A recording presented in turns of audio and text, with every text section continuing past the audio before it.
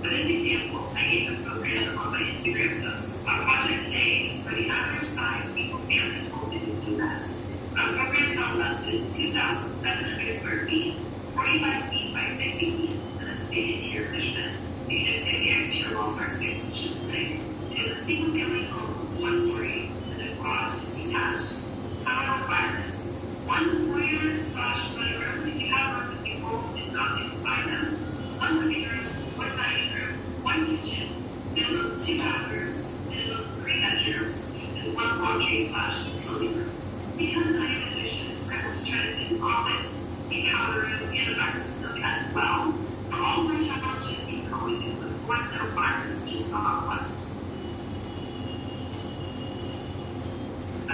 Okay, now on to the criteria matrix and adjacencies. This is just a way for us to organize our data into an easy-to-read table.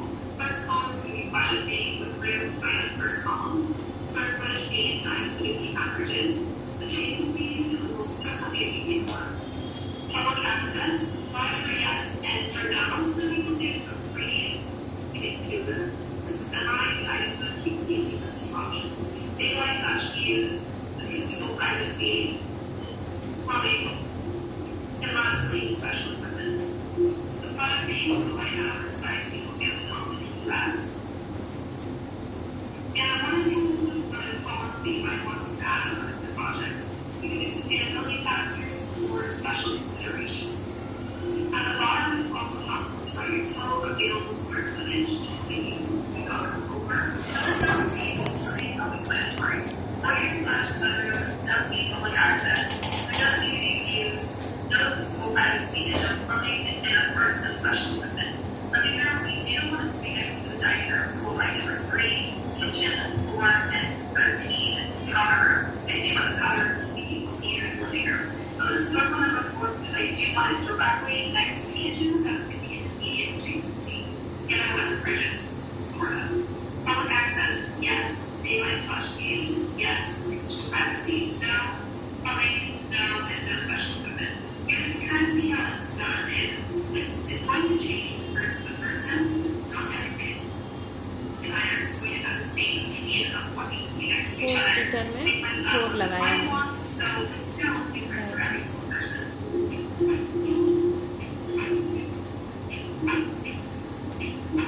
Application proposed the living room, dining room, the breakfast nook, and the powder room.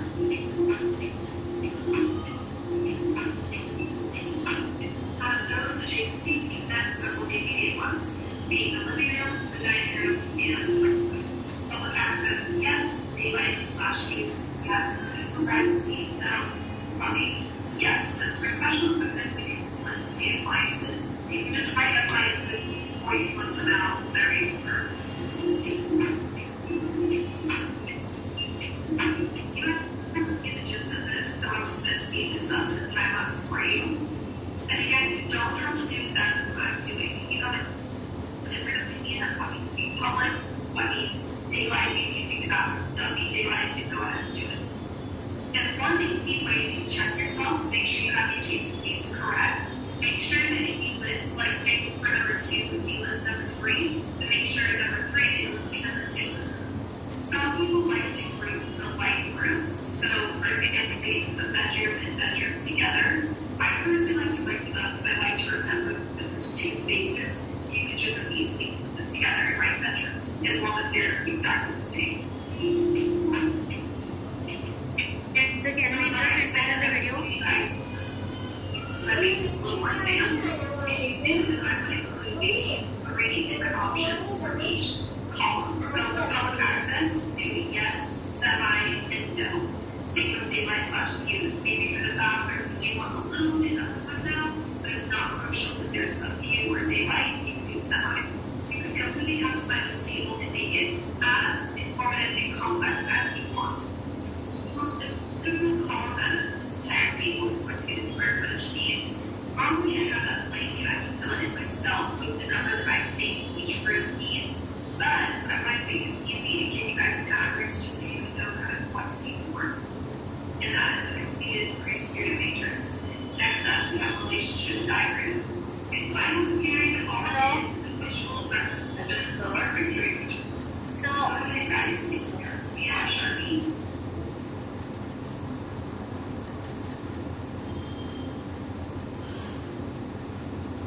Sir,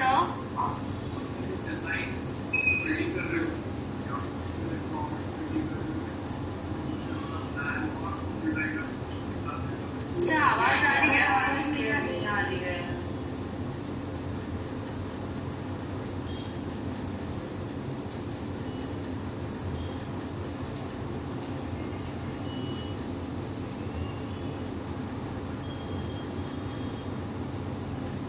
Sir,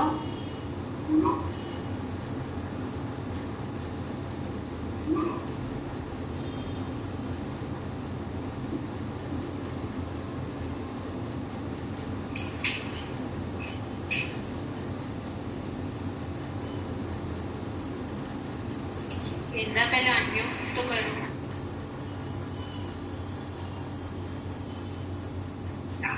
unmute किया था sir, शायद आवाज ही आ रही है। बोलने तो दो पहले। अभी आ रही है आवाज? सर, हमें आवाज आ रही है, आपको आवाज आ रही है? हाँ, सारी आवाजें आ रही है। सर, ये जो कोस्टल प्लास्टिक या कुछ था वो क्या है? मैं एक एक करके एक्सप्लेन करता हूँ आपको।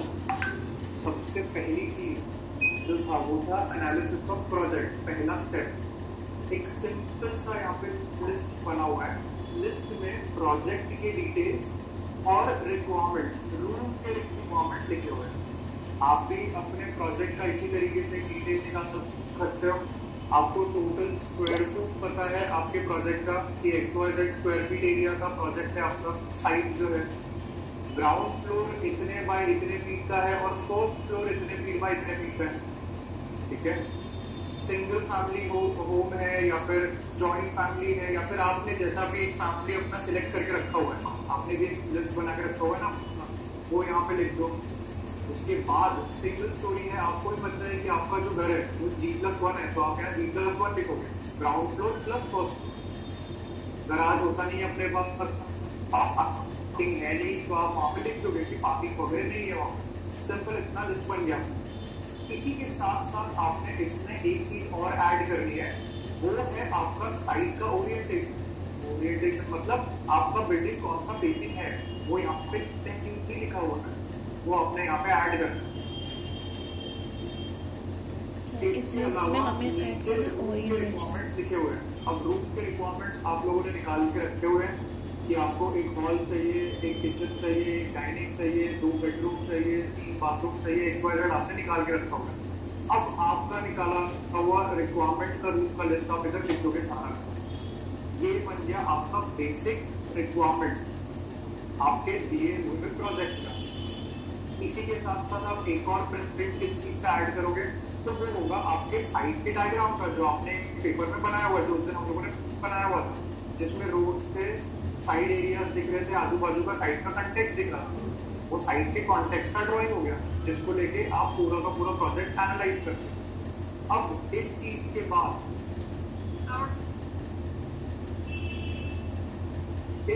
बाद आपका दूसरा एक और लिस्ट बनता है। वो लिस्ट है आपका एडजेसेंसी का। ये पहला एडजेसेंसी मैट्रिक्स डायग्राम आपने अलग से देखा होगा ना, ये आपके लिए ज्यादा इजी है, तो आप इस पर्टिकुलर लिस्ट के हिसाब से काम कर सकते हो। अब यहाँ पे ये टेबल देखो एक बार, इसमें क्या क्या लिखा हुआ है।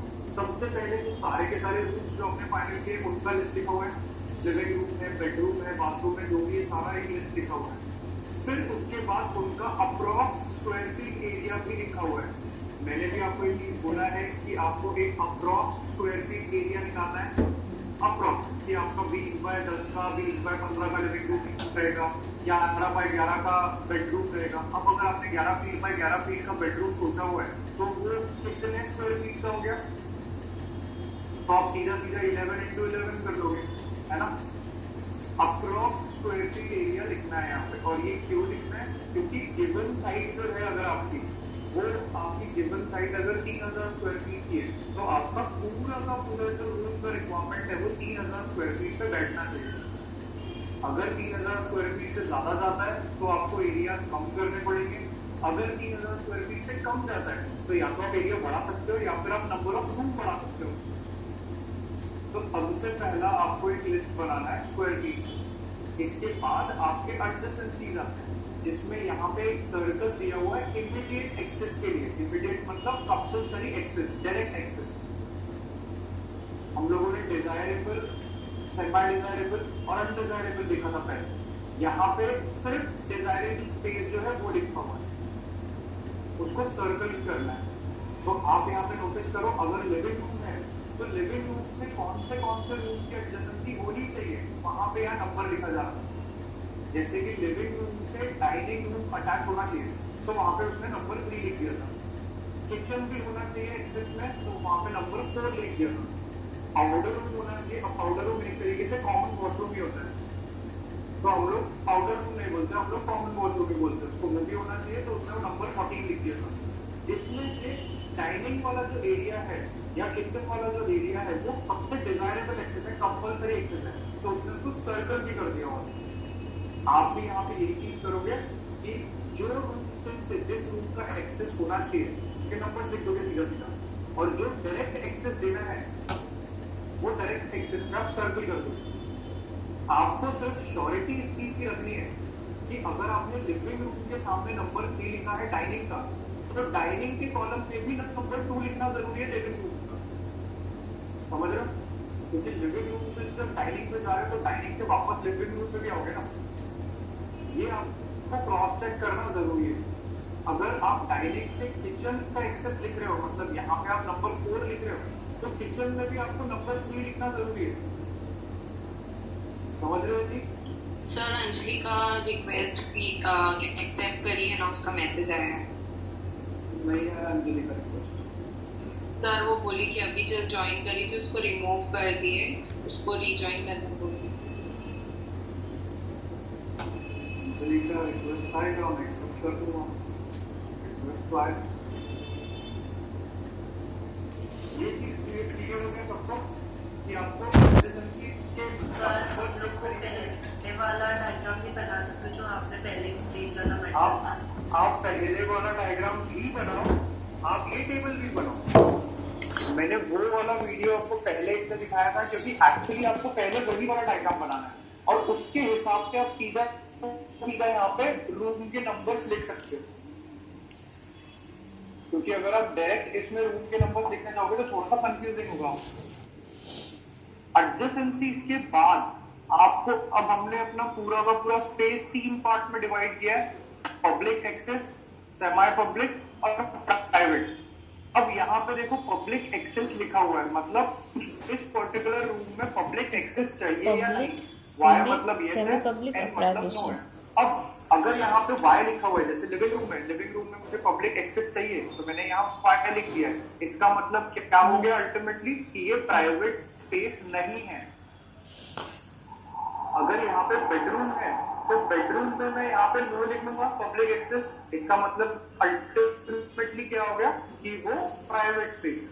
अब अगर इसको थोड़ा सा और डिटेल करना है आपको तो आप इसमें बीच में सेमी पब्लिक का भी ऑप्शन डाल सकते हो।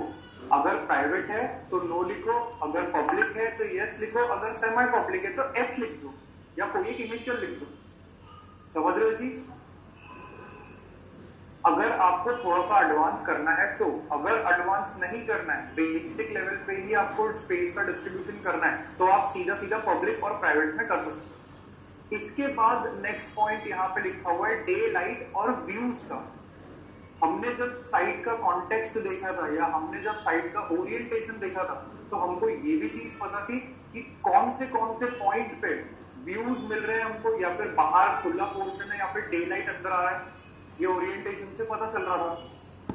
यहाँ पे आपको इन रूम्स के सामने यस और नो लिखना है इस चीज के ऊपर कि आपको कौन से रूम से डे लाइट या फिर व्यूज चाहिए।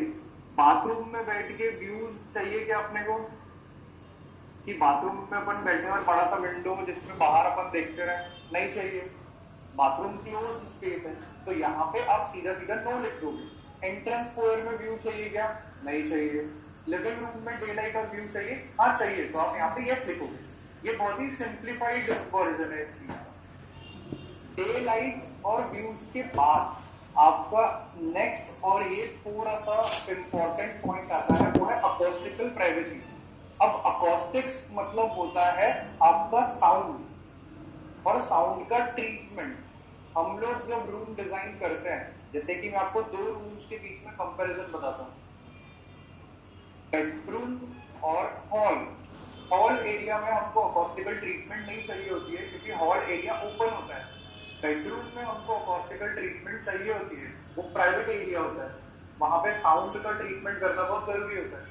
तो आप यहाँ पे इस पर्टिकुलर स्पेस को अपने सारे रूम को डिवाइड करोगे कि आपको अकोस्टिकल प्राइवेसी चाहिए या नहीं चाहिए। अब डाइनिंग एरिया है, अगर आप डाइनिंग एरिया ओपन रखते हो तो वहां पे प्राइवेसी नहीं चाहिए, आप वहां पे आप नो लिख दोगे। बट आप अपने पूजा स्पेस में या फिर आप अपने किसी प्राइवेट ऑफिस स्पेस में यहाँ पे यस लिखोगे, क्योंकि वहां पे आपको बाहर के स्पेस का कोई भी डिस्टर्बेंस नहीं चाहिए। बाहर से कोई साउंड अंदर नहीं आना चाहिए और अंदर से कोई साउंड बाहर नहीं जाना चाहिए। वो प्रॉपर क्लोज्ड प्राइवेट स्पेस होनी चाहिए। अकोस्टिकल प्राइवेसी के बाद एक पॉइंट और आता है प्लम्बिंग का। अब प्लम्बिंग एक्चुअली यहाँ पे आपको कंसिडर करने की जरूरत अभी नहीं है, अगर आप कंसिडर करते हो तो अच्छी बात। प्लम्बिंग का पॉइंट यहाँ पे क्यों आया है, तो आपके कौन से रूम में पानी का सप्लाई और पानी का ड्रेन होने वाला है, वो पॉइंट को मेंशन करने के लिए यहाँ पे प्लम्बिंग है। क्या लिविंग रूम में पानी का कोई भी सप्लाई या ड्रेन होता है? नहीं होता है। क्या किचन में कोई भी पानी का सप्लाई या ड्रेन होता है? सिंक, ठीक है। क्या बेडरूम में कोई भी सप्लाई या ड्रेन होता है? नहीं होता है। क्या बाथरूम में सप्लाई या ड्रेन होता है? होता है। अब आप नोटिस करो यहाँ पे प्लम्बिंग का पॉइंट क्यों मेंशन किया हुआ है, क्योंकि जिस भी रूम्स में आपका पानी का सप्लाई और ड्रेन है, उन रूम्स को आप प्लानिंग करते वक्त पास में रखोगे। पास में रखने का क्या वजह है यहाँ पे, कि आपका अगर बाथरूम एक कोने में है घर के और आपका किचन दूसरे कोने में, तो आपको उतना लंबा पाइपलाइन लेके जाना पड़ेगा, सप्लाई का भी और ड्रेन का भी। अगर आपका किचन और बाथरूम आसपास है तो आपको छोटा पाइप लगेगा। इसका मतलब क्या है, एक तो आपके जॉइंट्स कम आएंगे जिससे आगे जाके लीकेज या फिर रिपेयर में दिक्कत नहीं जाएगी। दूसरा, आपका मटेरियल बहुत ही कम लगेगा जिससे कि कॉस्टिंग कम होगी। तीसरी इंपॉर्टेंट चीज, सप्लाई और ड्रेन के लिए हमको ना ग्रेडियंट मेंटेन करना पड़ता है। ग्रेडियंट मतलब पाइप कभी भी सीधा नहीं होता है, पाइप हमेशा टेढ़ा होता है ताकि पानी इजीली बाय ग्रेविटी वहां से ड्रेन कर दे। आप लोग ने देखा हुआ ये चीज कि पानी का टंकी से अपने घर पे पानी आता है नीचे, जब अपन शावर हेड खोलते हैं या फिर टैप खोलते हैं। अगर आपका पानी का टंकी कम हाइट पे रखा है तो आपके शावर से पानी नहीं आएगा। जितना ज्यादा हाइट उतना स्पीड में पानी आएगा नेचुरली बाय ग्रेविटी। इसीलिए आप नोटिस करो, कोई भी टंकी जब टेरेस पे रखी जाती है तो वो टेरेस के फ्लोर पे नहीं रखी जाती, वो टेरेस के फ्लोर से थोड़ा सा ऊपर रखी जाती है, या फिर सीढ़ी का जो टावर होता है उसके ऊपर रखी जाती है, क्योंकि टेरेस के नीचे का जो इमीडिएट फ्लोर होता है उसमें पानी का प्रेशर ही नहीं आता है अगर आप उसको टेरेस पे रख दो तो। ये सारी चीजों को ध्यान में रखते हुए प्लम्बिंग वाला पॉइंट यहाँ मेंशन किया है, जिसमें आपके जितने भी वाटर सप्लाई और ड्रेन वाले रूम्स हैं वो कहीं ना कहीं एक ग्रुप में रहे, कहीं ना कहीं आसपास ही रहे। आसपास यानी एकदम जरूरी नहीं है कि आजू बाजू में रहे। हम लोग जब प्लानिंग करते हैं तो हमको ऐसा लगता है कि किचन और बाथरूम आजू बाजू में है तो वो अच्छा नहीं दिख रहा है। बट आप ये नोटिस करो एक्चुअली साइड पे जब रूम बनते हैं, ब्रिक वॉल का और डोर लगा के जब रूम बनते हैं, तो एक रूम से हमको पता भी नहीं चलता है दूसरा रूम क्या है।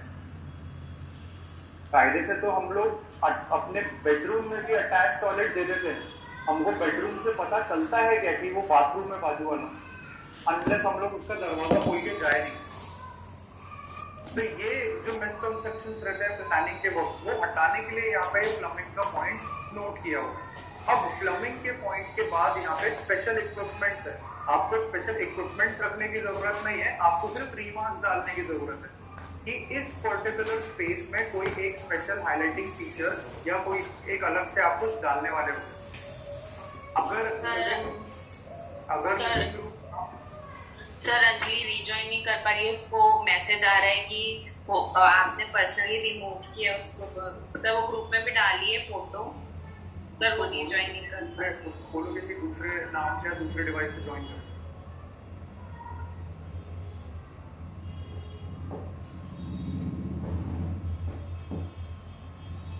क्या बोल रहा था मैं? सर बोलो। सर आपने जो प्लम्बिंग का पॉइंट बताया उसके अंदर अभी हम लोगों का डुप्लेक्स हाउस है, तो डुप्लेक्स हाउस में ऐसा नेसेसरी नहीं है ना कि जहाँ पे किचन आए उसके ऊपर ही बाथरूम चाहिए या तो फिर वहाँ पे ही वॉशरूम वगैरह चाहिए। तो बिल्कुल जरूरी नहीं। तो हम बस वो वाला पॉइंट ना बात